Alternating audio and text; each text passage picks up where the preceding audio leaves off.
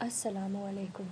Dear students, in this very video, we are going to talk about motion as it is your first chapter of physics. Many of you may learn about this in your previous classes.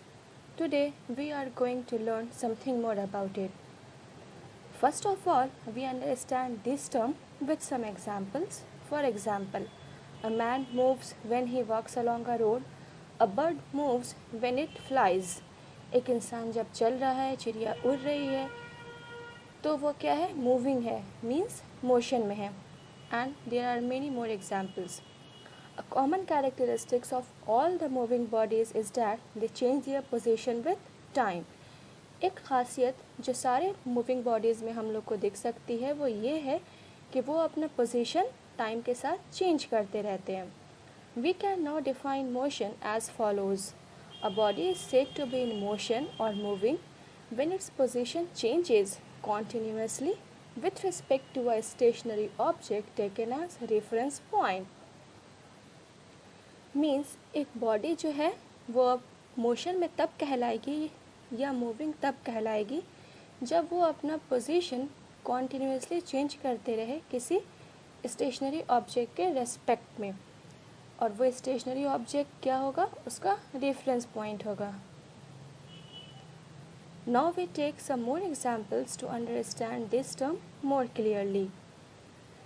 आप लोगों को जैसा कि यहाँ पे दिख रहा होगा कि एक ट्री है, एक हाउस है. ये क्या है? स्टेशनरी ऑब्जेक्ट है, मीन्स ये रेस्ट में है, ये चल फिर नहीं सकती, अपने जगह पे ही रहेंगी.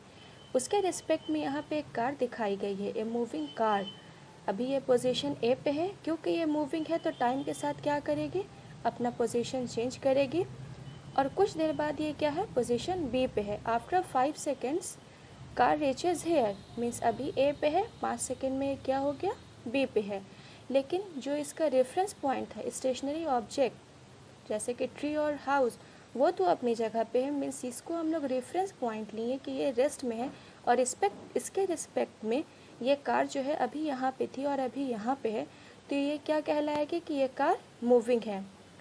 आप लोग यहाँ पे भी देख सकते हैं the position of a moving car changes with time, कि 5 सेकेंड बाद ये बी पे है, हो सकता है 5 सेकेंड बाद और ये सी पे हो, फिर डी पे हो, तो ये क्या कर रही है? अपना पोजीशन चेंज कर रही है. So the car is in motion, इसीलिए कार क्या है? मोशन में है. Distance and displacement. सबसे पहले इसको हम लोग इस फिगर से समझने की कोशिश करेंगे. कोई भी मूविंग ऑब्जेक्ट है, मीन्स वो चल रहा है अगर, तो जाहिर सी बात है कुछ ना कुछ दूरी तो वो ज़रूर तय करेगी. फॉर एग्ज़ाम्पल कोई ऑब्जेक्ट अगर ए पे है, अभी ए पे है, ए से वो बी पे गई, बी से वो सी पे आई, तो उसने कुछ दूरी तय किया, A to B and B to C. A to B is 5 kilometre, B to C is 3 kilometre. Distance travel means उसने कितना दूरी तय किया? 8 किलोमीटर. 5 + 3 is equal to 8. उसका डिस्टेंस कितना हो गया? तो 8 kilometre. But displacement A to C, जो आप लोगों को क्लर्ड लाइन दिख रहा होगा, क्लर्ड एरो जो दिख रही है, वो क्या है? 4 किलोमीटर है ना.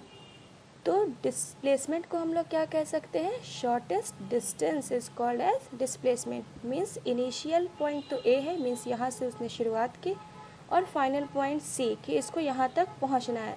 एक तो इसका ये रास्ता हो सकता है इस मूविंग बॉडी का कि पहले ये इस पॉइंट से इस पॉइंट पे जाए, means A to B and then B to C. ये इसका डिस्टेंस हो गया. अगर ये सबसे छोटा रास्ता लेना चाहेगा तो क्या होगा? ए टू सी. जैसे आप लोग भी स्कूल आते होंगे अपने घर से, तो क्या चाहते होंगे कि हम जो सबसे छोटा रास्ता है उसी से चलें, उस ताकि स्कूल जल्दी पहुंच जाएंगे. तो कोई भी जो शॉर्टेस्ट डिस्टेंस है, जिस पे हमको सबसे कम चलना पड़े, कम दूरी तय करनी पड़े, उसी को हम लोग क्या कहते हैं? डिस्प्लेसमेंट कहते हैं. डिस्प्लेसमेंट में क्या है? हम लोग सिर्फ 4 किलोमीटर नहीं लिखे हैं कि अच्छा कोई ऑब्जेक्ट है तो वो सिर्फ 4 किलोमीटर चला है, बल्कि वो 4 किलोमीटर चला है ईस्ट की तरफ. तो डिस्प्लेसमेंट में डायरेक्शन मेंशन करना भी ज़रूरी होता है. अब हम लोग इसको डिफाइन कर लेंगे, डिस्टेंस और डिस्प्लेसमेंट को. The distance travelled bye a body is the actual length of the path covered by a moving body irresponsible of the direction in which the body travels. Means direct distance जब भी कोई body travel करेगा, means distance के बारे में जब भी हम लोग बात करेंगे तो डायरेक्शन की कोई बात नहीं होगी, सिर्फ उसका क्या किस चीज़ के बारे में बात करेंगे कि उसने कितना पाथ कवर्ड किया, उसका एक्चुअल लेंथ, ना कि शॉर्टेस्ट लेंथ की बात करेंगे, तो उसका वो क्या होगा, distance. But when a body moves from one position to another, the shortest distance between the initial and final position of the body along with direction is known as its displacement। लेकिन displacement क्या होगा कि जब हम लोग सबसे छोटे distance की बात करेंगे, शॉर्टेस्ट डिस्टेंस की बात करेंगे, उसके इनिशियल पॉइंट और फाइनल पॉइंट तक, कि वो इनिशियल स्टार्ट कहाँ से किया और ख़त्म कहाँ किया, उन 2 पॉइंट्स के बीच में जो सबसे कम डिस्टेंस होगा उसी को हम लोग डिस्प्लेसमेंट कहेंगे। जैसा कि हम लोग यहाँ भी देख सकते हैं कि ए से वो स्टार्ट किया और सी तक पहुँचा, ए से स्टार्ट किया और सी तक पहुँचा, तो ये क्या हो गया, ए टू सी इसका शॉर्टेस्ट डिस्टेंस हुआ यहाँ सी तक पहुँचने का। A is the initial point and C is the final point. Then A to C 4 kilometre towards east is the displacement. अब हम लोग डिस्टेंस और डिस्प्लेसमेंट के कुछ डिफरेंसेस देख लेंगे। The complete length of the path between any 2 points is called distance. जो complete length होगा किसी भी 2 पॉइंट के बीच में वो डिस्टेंस कहलाएगा, बल्कि डिस्प्लेसमेंट वो चीज़ होगी जो कि मिनिमम हो, सबसे कम हो दूरी 2 पॉइंट्स के बीच में, वो क्या होता है, displacement. Displacement is the direct length between any 2 points when measured along the minimum path between them. Distance is a scalar quantity. Distance क्या है, एक स्केलर क्वांटिटी है, as it only depends upon the magnitude and not the direction. अभी हम लोग बात किए कि डिस्टेंस की जब भी बात करेंगे हम लोग तो सिर्फ मैग्नीट्यूड की बात करेंगे, मीन्स वो 100 मीटर चला, 90 मीटर चला या 100 किलोमीटर, 8 किलोमीटर, इसमें डायरेक्शन की कोई बात नहीं होगी, सिर्फ मैग्नीट्यूड होगा, तो वो क्या होगा, डिस्टेंस। डिस्प्लेसमेंट में होगा क्या कि जब भी हम लोग डिस्प्लेसमेंट की बात करेंगे तो मैग्नीट्यूड और डायरेक्शन दोनों चीज़ों के बारे में बोलेंगे। जैसे अभी हम लोग पिछले पिक्चर में फिगर में देखें 4 किलोमीटर टुवर्ड्स ईस्ट, उसी तरह से अगर कोई वेस्ट में चल रहा है तो 3 kilometre towards waste. Distance can only have positive values. Distance में क्या होगा, सिर्फ और सिर्फ पॉजिटिव, ना ही तो डिस्टेंस नेगेटिव हो सकते और ना ही कभी भी ज़ीरो होगा। Displacement can be positive, negative and even zero. Displacement जो है वो पॉजिटिव भी हो सकता है, उसके नेगेटिव वैल्यू भी हो सकती है और ज़ीरो भी हो सकता है।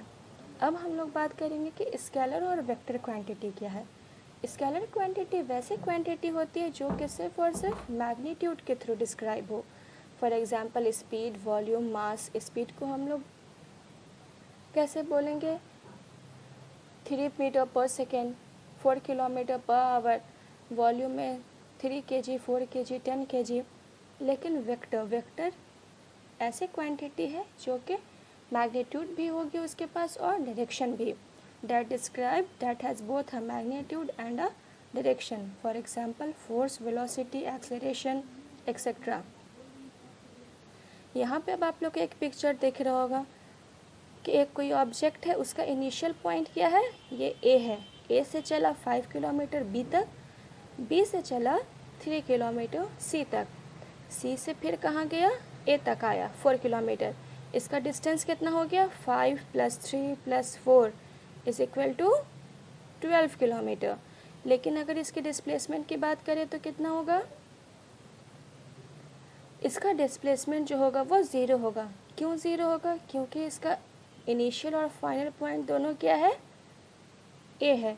तो इसका शॉर्टेस्ट डिस्टेंस तो यहीं पे से वो शुरू किया और यहीं पे फिर वो लास्ट में पहुंच गया, तो शॉर्टेस्ट डिस्टेंस तो कुछ हुआ ही नहीं, इसने तो कोई दूरी तय ही नहीं किया, इसीलिए डिस्प्लेसमेंट क्या हो जाएगा, ज़ीरो होगा। इसी तरह से इस पिक्चर में आप लोग देख सकते हैं कि ये कोई ऑब्जेक्ट है, वो एक सर्कुलर पाथ पे चल रहा है, तो उसका डिस्टेंस क्या होगा, सर्कुलर पाथ का circumference means 2πr, but displacement A to A 0, क्योंकि इनिशियल और फाइनल पॉइंट दोनों ही क्या है, एक है, ए है। वो ए टू बी तक अगर चलता तो उसका कुछ डिस्प्लेसमेंट होता है ना, लेकिन वो ए टू ए है तो क्या है, उसका डिस्प्लेसमेंट 0 ही है। इंशाल्लाह हम लोग अगले क्लास में इसके आगे पढ़ेंगे। टिल देन अस्सलामु अलैकुम।